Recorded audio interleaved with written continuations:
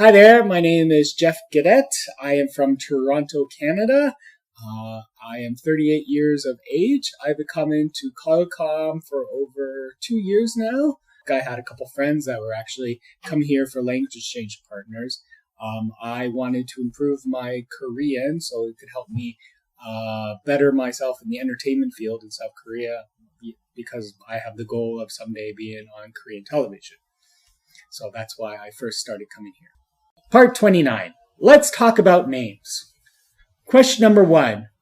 What's the most beautiful girl's name you've ever heard? What is the best boy's name you've ever heard? Usually, the girls' names are girls' names that end like with an A. So I've had many girls' names that are that end in an A. I've had a Vanessa. I've dated a girl named Vanessa, Stella, Anna, and then I've also dated girls that have names are the names of months. There was an April, there was a June, there was September, there was even a November. So I guess a good name is something that comes in beauty. My parents, they didn't name my sister this, but they had a beautiful name together, and they wanted to call Mamishka. It sounds Russian, but they wanted to, that was their ideal female baby name, and it's so it even ended with an A, or Misha. Yeah, so my father said Mishka, and my mother said Misha. And yeah, they both like that kind of thing, but they never named my sister that. My sister's name is Emily Celeste, and she hates her middle name because it sounds very stiff. But even though Celeste means stars, beautiful stars, constellation. For boys, I guess powerful names are very popular. Me and an ex-girlfriend, we wanted a Hayden. So a H sound, and then a N is a strong consonant at the end is very good. My name is Geoffrey Alexander, so it's very strong. Geoffrey, its origins come from the German word Godfrey, which means God's land, and Alexander was a Roman emperor. Yeah, so it's more I can't think of an ideal name for each gender, but certain sounds and certain consonants. So maybe a female that ends in a vowel sound sounds very beautiful, while male if it ends in a strong consonant. Question number 2. How did your parents choose your name? Are you happy with your name? Why or why not? My parents... My name actually, my brother's name was taken from my uncle's and my father's name. So my uncle's name was Anthony. My great uncle's name was Anthony, and then my father's name is Joseph. So my brother's middle name is Anthony Joseph. My mother liked it because the short form for Anthony is Tony, which sounds as kind of a strong name. My name. My mom actually just chose these two names because she liked them, as well as my mom kind of wanted to play around with names. So my name is Geoffrey Alexander Gadet, G-A-G, so Gag. Then my sister's name is Emily Celeste Gadet, and that's ECG, electrocardiogram, because my mother is a nurse. And then when you have all my brother, myself, and I together, Anthony, Geoffrey, and Emily, you have AGE, age, which we caused my parents to do. So my mom was kind of a little silly. She wanted me to be gaggy and fun, all that stuff. But as well as my name actually has more of a French sound than my siblings. My family name is Gadet in English, but it's a French name, which is spelled Goudet, is pronounced Coudet in French. So in English, my name would be Geoffrey Alexander Guedet, but in French people read it as Geoffrey Alexander Coudet. So it's kind of, I have two different pronunciations of my name, so it sounds more French. Question number 3. Have you ever known a girl that has a boy's name or a boy that has a girl's name?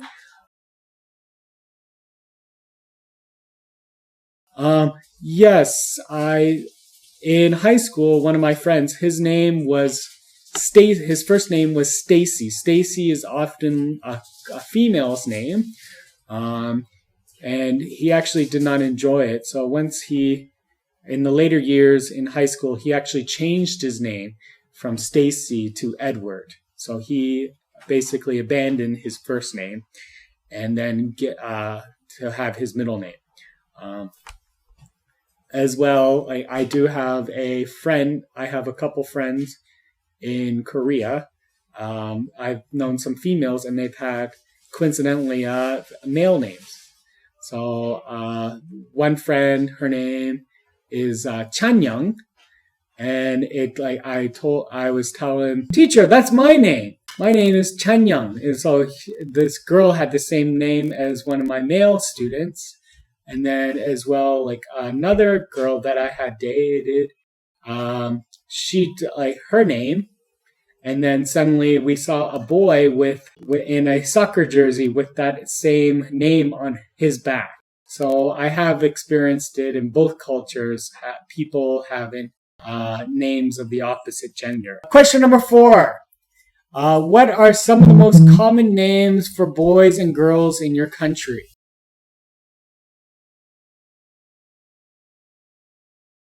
For boys, a very popular name would be David.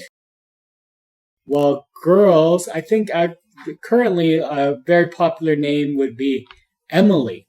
When I was in elementary school, I went to Catholic elementary school. So many of the students had similar names to names in the Bible. So usually boys that have like similar names to the Bible, as well as girls also have, Western girls also have female names that are often common in the Bible or from stories. So the name Rebecca is a name that that I think came from the Bible, and then I can't remember another example. Yeah, so common names for boys and girls in Canada, I guess, are religious names that come from the Bible, as well as other religions. I'm pretty sure too, like in Islam, you have Mohammed is a very popular name. Question number 5. What are some really unusual names you've heard? I've heard a lot of unusual names, or even it might sound like a normal name, but then when you see the spelling, it's very odd. Sometimes you have names like Jamie or Lauren for girls, and there's a Y in there. Same for the name Aaron. Aaron can be spelled like for males, it's Aaron. For girls, it's Erin, but then also I have a friend, his name is Aaron, and it's Erhan, Aaron. So I get the common names that I hear that are strange are actually just, you look at it and the spelling is not the traditional way. Then Kanye West, his son's name is North. So it's like, his name is Northwest. I knew someone in Korea. Her name was Lee Sarang. So then when she introduced herself in English, my name is Lovely. Question number 6. Do you think names shape your personality? To what degree? I think, names are often given, but in Western culture, names are often given to people to show where they came from. They like their first name and their middle names might reflect either a grandfather or an uncle that had passed away, and they wanted to carry those on. My nephew's name is Wyatt Armour, which is the name of my grandpee, my sister's grandpee, my grandpee, and then also her husband's grandpee as well. So those two names are very old. Wyatt is from maybe 150 years ago in Mexico, and Armour too is a very old traditional name. You don't see those very often. I think these are going to affect him a lot because he's going to be kind of compared to people that might have existed.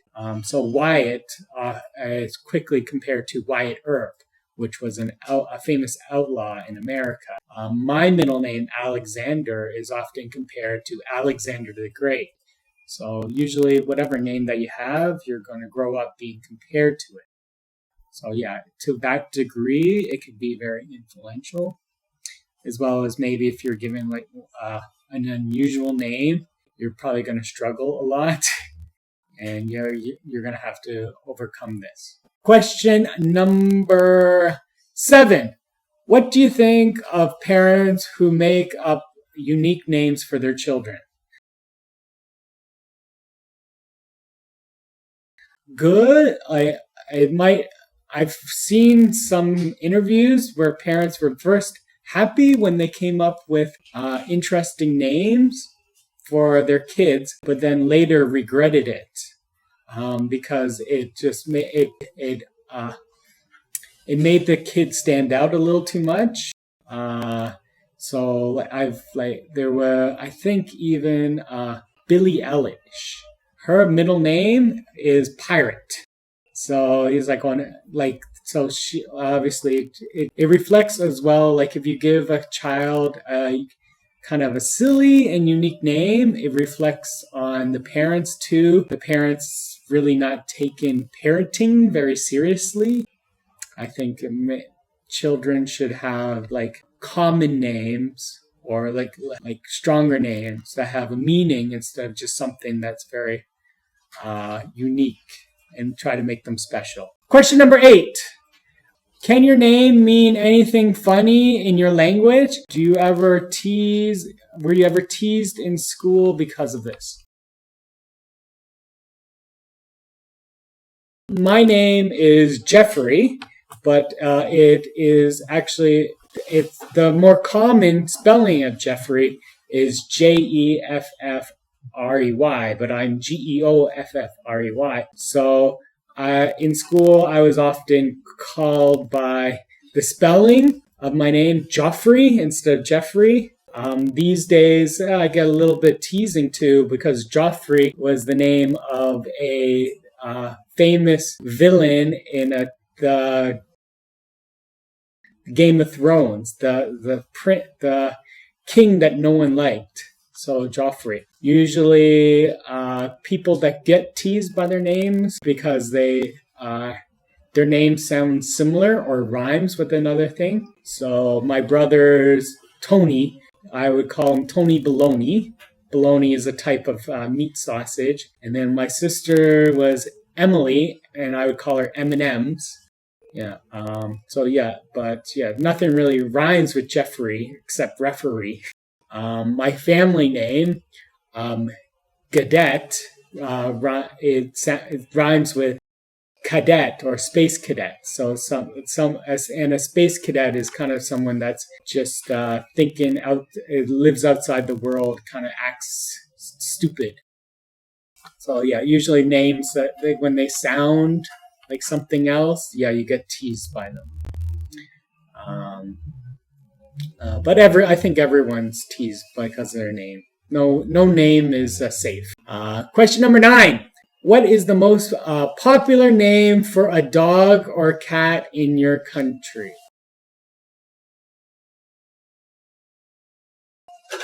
Dogs Dogs usually have like their names are usually like nouns or adjectives or like Rover, Spot. My dog's name was Shadow, or even names of characters like Fido for dogs. Cats.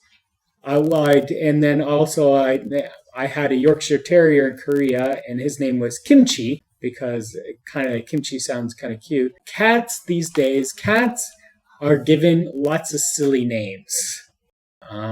So a friend of mine, they named their cat Cat, but also like cats are also given names like Mr. Wiggles, Mr. Bean.